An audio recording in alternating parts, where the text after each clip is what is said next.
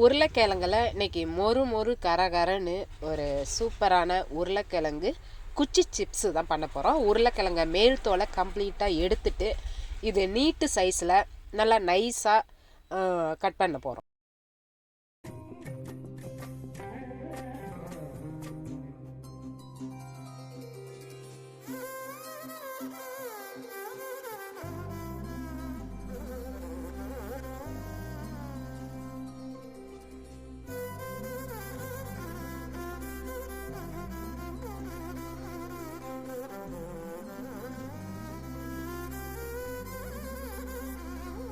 இப்போ எல்லா உருளைக்கிழங்கும் நல்லா நைஸாக நீட்டு சைஸில் கட் பண்ணி ரெடி பண்ணியாச்சு.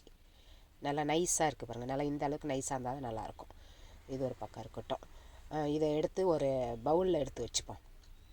வச்சுட்டு ஒரு பாத்திரத்தில் தண்ணியை நல்லா கொதிக்க விட்டுப்போம். அந்த கொதி தண்ணியை எடுத்து இப்போ நம்ம நைஸாக கட் பண்ணி வச்சுருக்கோம்ல உருளைக்கிழங்கு, அந்த கொதி தண்ணியை அதில் சேர்க்க போகிறோம். சேர்த்துட்டு ஒரு 10 நிமிஷம் வந்து அந்த கொதி தண்ணியிலே அப்படியே ரெஸ்ட்டில் இருக்கட்டும். ஒரு 10 நிமிஷம் அப்படியே ரெஸ்ட்லேயே இருக்கட்டும்.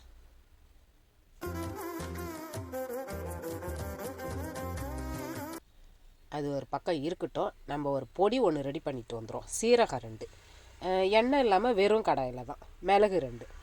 இதை ரெண்டுமே வந்து நல்லா ப்ரௌனாக வறுத்துக்கணும். ப்ரௌனாக நல்லா வறுத்தாச்சு.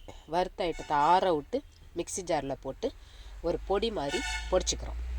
இப்போ பொடியும் பொடிச்சாச்சு. இப்போ நம்ம இந்த மிளகு சீரக பொடியை ஒரு சின்ன பிளேட்டில் எடுத்து வச்சுக்கிறோம். இப்போ நம்ம இந்த உருளைக்கிழங்க வெந்நீரில் போட்டு வந்தோம் இல்லையா, ஒரு 10 நிமிஷம் ஆயிட்டு. இப்போ அந்த உருளைக்கிழங்கு ஸ்லைஸ் பண்ணதெல்லாம் என்ன செய்யணும், அந்த தண்ணியை விட்டு வெளியில் கம்ப்ளீட்டாக எல்லாத்தையும் எடுத்துடுறோம்.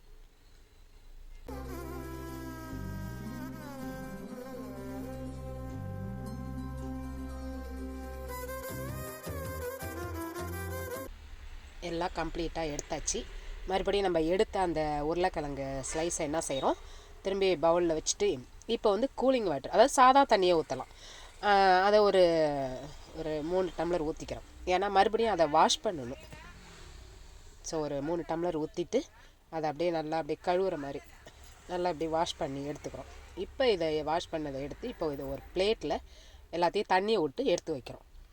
ஃபஸ்ட்டு ஹாட் வாட்டரில் வச்சோம். இப்போ சாதா தண்ணியில் வச்சு எடுத்து வச்சிடறோம்.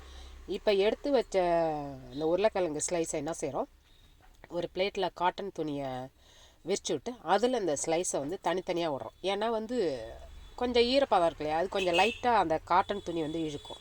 கொஞ்சம் லைட்டாக இந்த அளவுக்கு ட்ரை ஆனால் போகணும். ரொம்ப காஞ்சணுன்னு அவசியம் இல்லை, இந்த அளவுக்கு ட்ரை ஆனால் போகணும். அது ஒரு 5 நிமிஷம் இருந்தால் போதும்.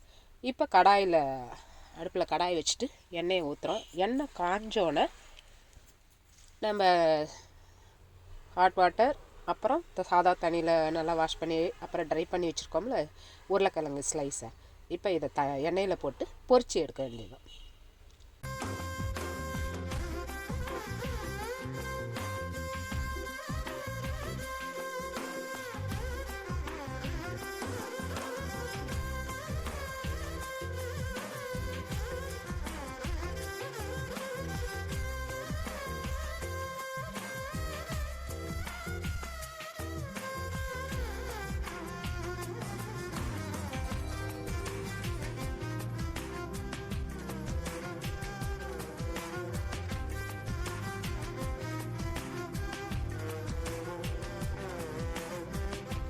எல்லா உருளைக்கிழங்கையும் பொரிச்சாச்சு. இப்போ நம்ம பொடிச்சு வச்சுருக்கோம் இல்லையா மிளகு சீரக பொடி. ஸோ அந்த பொடியில் என்ன செய்யணும், ஒரு இனுக்கு உப்பு சேர்த்துக்கணும். உப்பு சேர்த்து அதை நல்லா பெசரி விட்டுக்கணும். பெசரிட்டு இப்போ அந்த பொடியை எடுத்து நம்ம அந்த பொரிச்சு வச்சுருக்கோம்ல உருளைக்கிழங்கு, ஸோ அதில் அப்படி மேலே அப்படி தூவி விடுறோம். அந்த மிளகு சீரகம் வறுத்துட்டு அந்த பொடி போட்டாலே செம வாசனையாக இருக்கும். நல்லாவும் உடம்புக்கு ஹெல்த்தியான பொடி இது. ஸோ அதை நல்லா பரட்டி விட்டுட்டு ஒரு கருவேப்பிலை கொத்து அதையும் அந்த எண்ணெயிலே பொரித்து அதை அப்படி தூவி விடுறோம். தூவி விட்டால் நல்லா கரகரன்னு மொறு மொறுன்னு உருளைக்கிழங்கு குச்சி சிப்ஸு ரெடி ஆகிட்டு. நல்லா டேஸ்ட்டு சூப்பராக இருக்கும். இந்த வீடியோவில் உள்ள மெத்தட் அத்தனையுமே எதையுமே மிஸ் பண்ணாமல் அப்படியே செய்யுங்க. ரிசல்ட்டு அமேசிங்காக கிடைக்கும். தேங்க்யூ.